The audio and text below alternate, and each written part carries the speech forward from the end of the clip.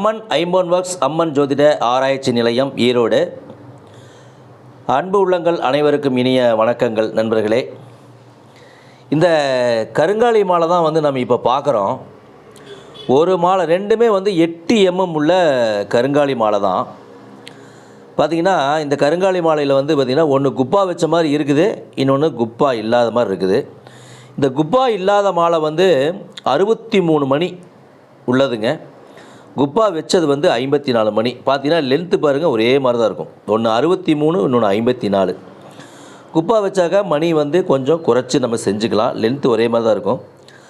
அதே போல் பாருங்கள், நம்ம சிகாமணி எப்பவுமே அந்த 10 mmல வைப்போம். அந்த சிகாமணி கீழே 10 mm இருக்கும். மணி பார்த்திங்கன்னா மாலை 8 mm அப்படிங்கிறது இருக்குது. சரிங்களா? இதெல்லாம் நிறைய மாலைகள் இருக்குதுங்க. ருத்ராட்ச மாலை இருக்குது, சந்தன மாலை இருக்குது, சிகப்பு சந்தன மாலை இருக்குது, துளசி மாலை இருக்குதுங்க, படிக மாலை இருக்குது. அதெல்லாம் பார்த்திங்கன்னா டைகரை அந்த மாலை இருக்குது, தேவதாரு மாலை இருக்குது. உங்களுக்கு வேறு என்ன இருக்குது?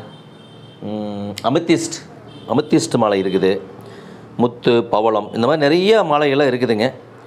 அதே போல் அவங்க ஜாதக ரீதியாகவும் ஒரு சில மாலைகள் அணியிறது நல்லது.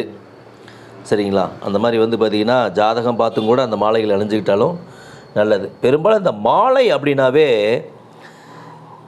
என்ன தெரியுங்களா? மாலை அப்படின்னாவே இந்த ராகு கேதுடைய அதுதாங்க அது காரகமே மாலை அப்படின்னு. பாருங்கள், குரு சூரியனுக்கு ராகு கேது, குரு சூரியனுக்கு ராகு கேது தொடர்பு இருந்தது அப்படின்னா குழந்தை பிறக்கும்போது மாலை சுற்றி பிறக்கும். புரியுதுங்களா? அதுக்கும் மாலை சுற்றி பிறந்தது, கொடி சுற்றி பிறந்தது அப்படிம்பாங்க. நல்லா பாருங்கள், பெரும்பாலும் ஒரு ஜாதகத்தில் குரு சூரியன் ரெண்டுமே, சூரியன் அப்படின்னா கரு வளர்ச்சிக்கு கரு உருவாகுவதற்கு காரணமான ஒரு கிரகம். குரு அப்படின்னா குழந்தை பிறந்தபோது இருந்ததுன்னா அது குரு. புரியுதுங்களா?